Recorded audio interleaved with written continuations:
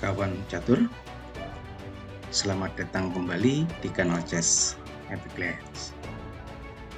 Semoga Anda tetap sehat dalam limpahan rahmat dari Sang Pemilik Jagat.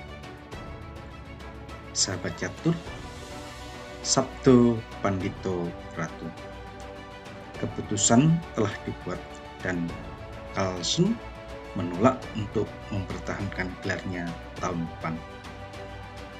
Peristiwa ini mengulang kejadian serupa saat Fischer menolak mempertahankan gelar melawan Karpov karena permintaan Fischer untuk mengubah format Dwi Tarung tidak disetujui FIDE.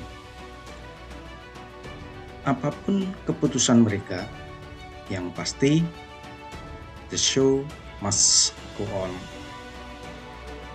Seperti tertuju kepada Fischer, kami semua tetap menyayangi Carlsen.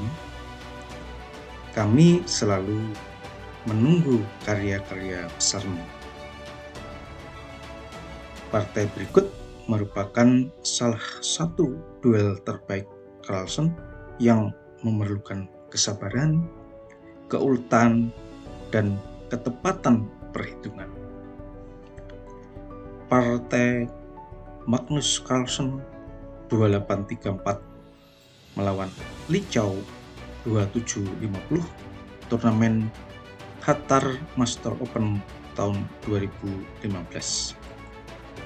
Carlsen memulai langkah dengan D4, dijawab Li Chao dengan Df6, C4, G6, pertanda bahwa Li Chao ingin memainkan sistem Grunwald favoritnya, dan Carlsen meladeni dengan memilih jalur F3, F3, D5, C makan D5, kuda makan D5, E4, kuda B6, kuda C3, gajah G7, gajah E3, rokade pendek, menteri D2, kuda C6, rokade panjang.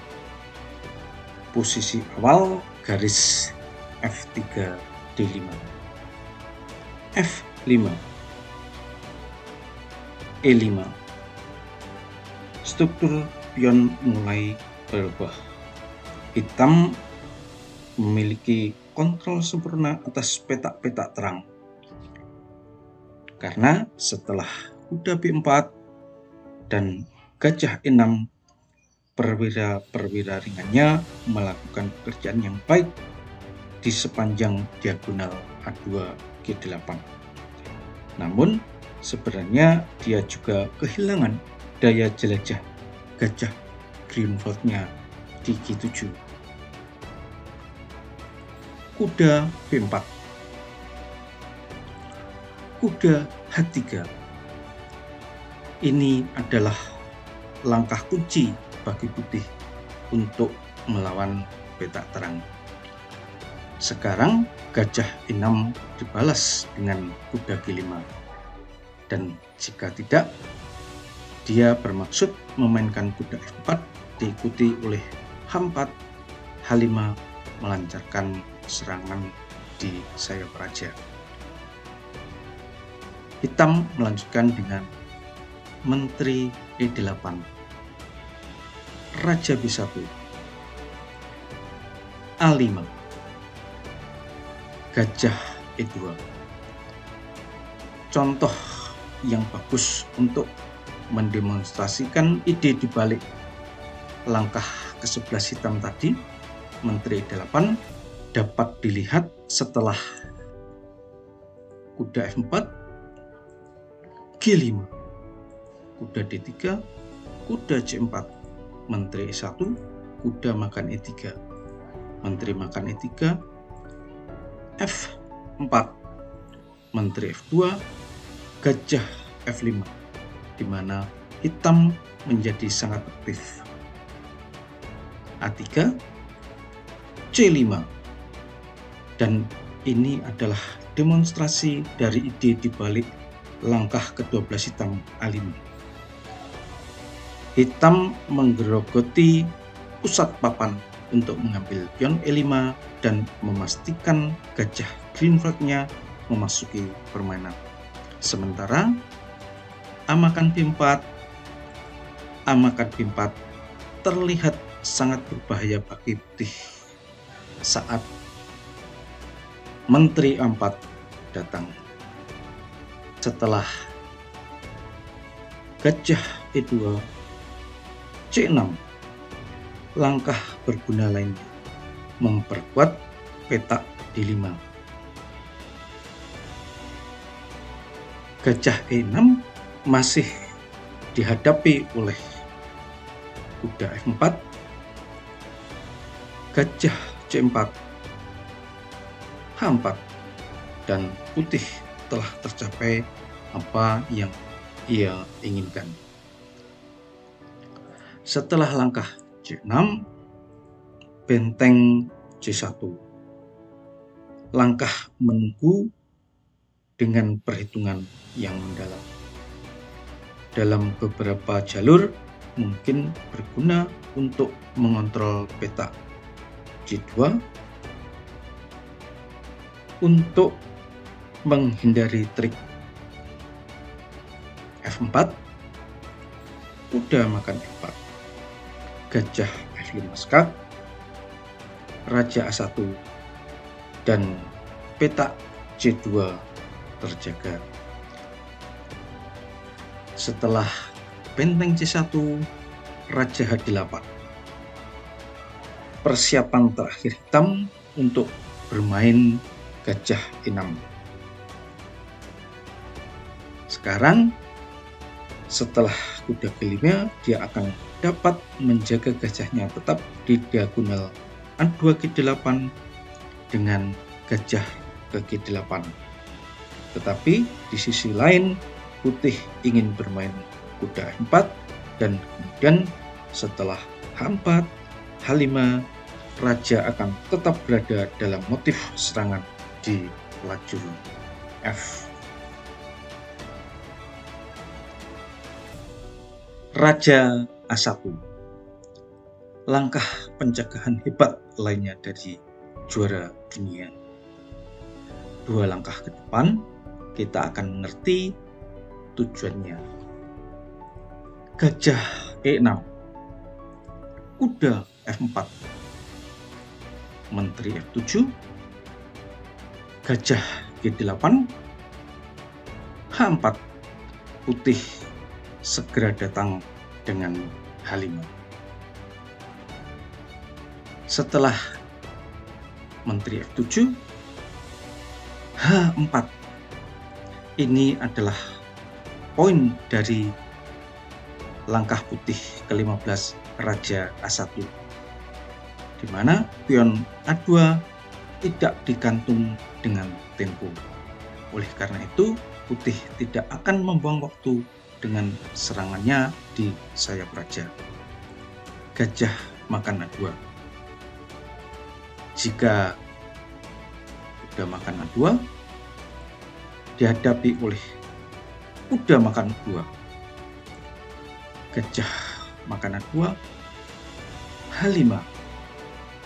Hitam telah mengambil pion, tetapi tidak dapat membuat kemajuan dalam serangan.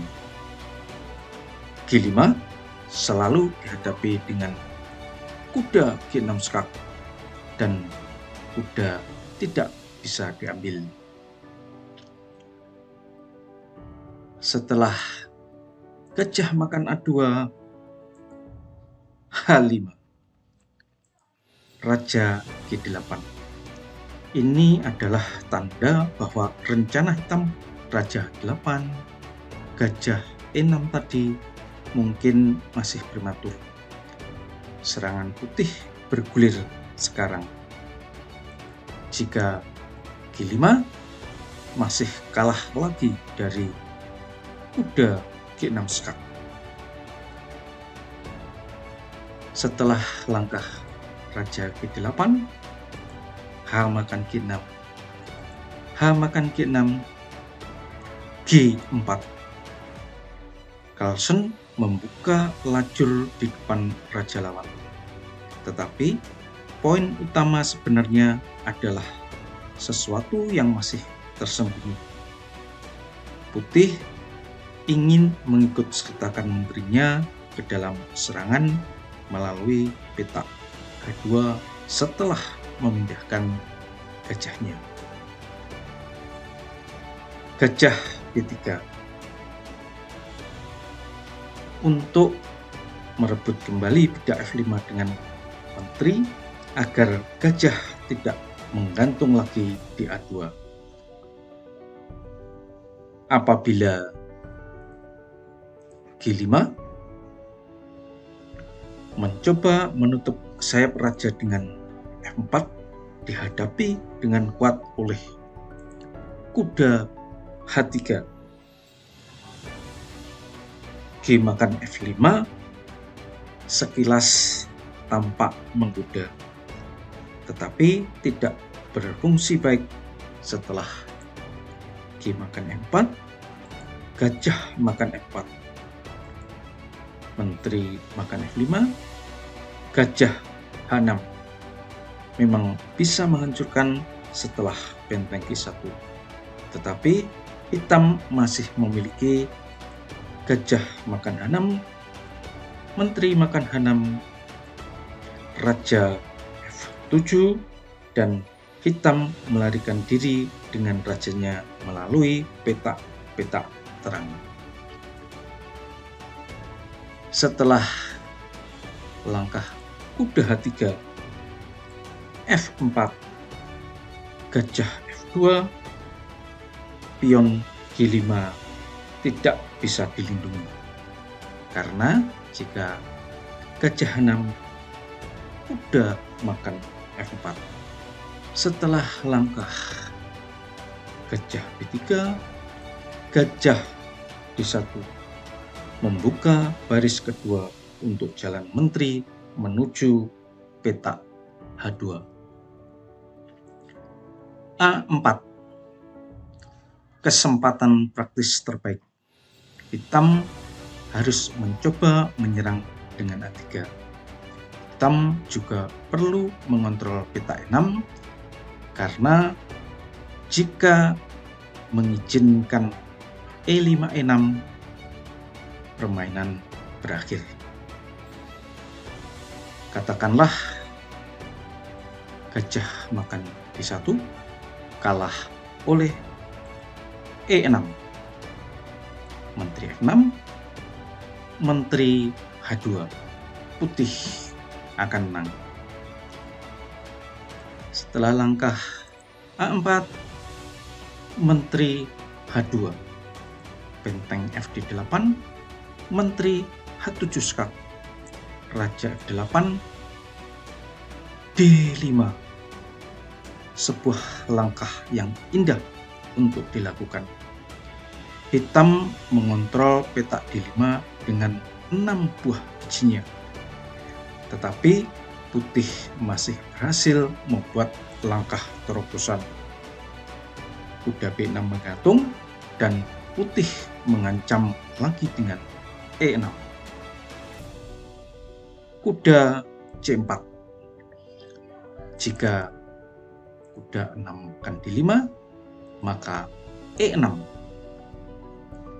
putih akan menang. Setelah langkah kuda C4, kuda makan G6 skak. Mengagumkan urutan langkah yang benar-benar tepat.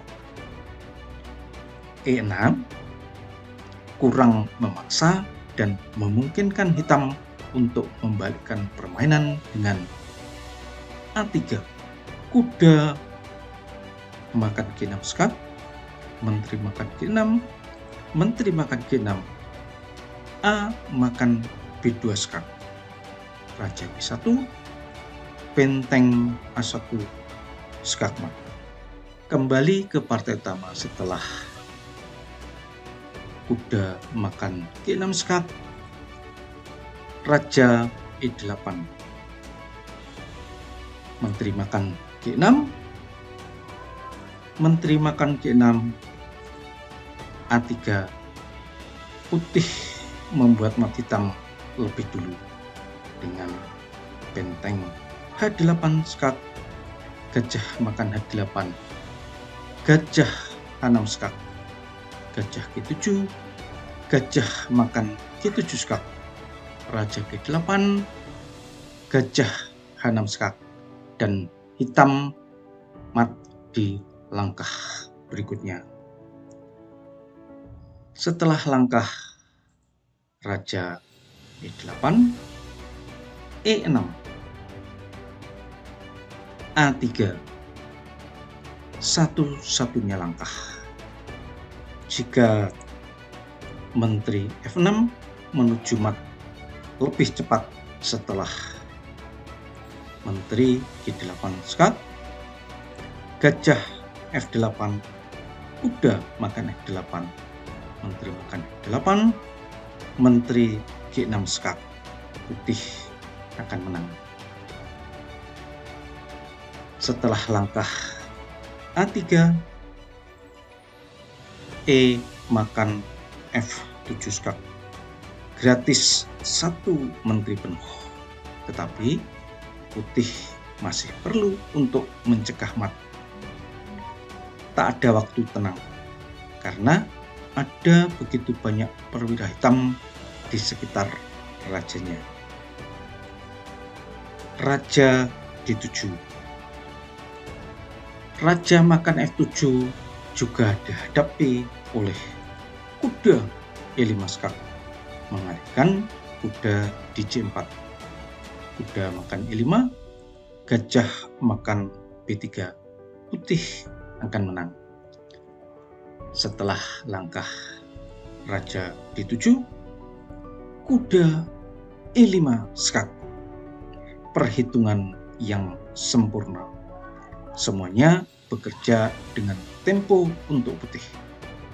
Tanpa kuda C4, serangan hitam menjadi tidak berbahaya sama sekali. Gajah makan E5, menteri makan F5 skak, raja C7, menteri makan E5 skak, putih mengembalikan menteri untuk menarik perwira-perwira hitam yang mengurung rajanya. Kuda makan E5, gajah makan B3, A makan B2 skak, raja makan B2, kuda B D3 skak, raja B1, kuda makan C1, benteng makan C1. Komplikasi telah berakhir dan putih benar-benar menang secara materi dan posisi. Raja J8, jika kuda makan F7, D makan C6, dan kuda F7 menggantung. Setelah raja C8, D makan C6, B makan C6, F4. Sampai di sini hitam menyerah. Betapa duel permainan yang sangat bagus, kawan catur. Semoga bisa memberi inspirasi dan bermanfaat. Terus sebar kebaikan. Kita berjumpa di lain kesempatan. Salam Gens Una Sumus.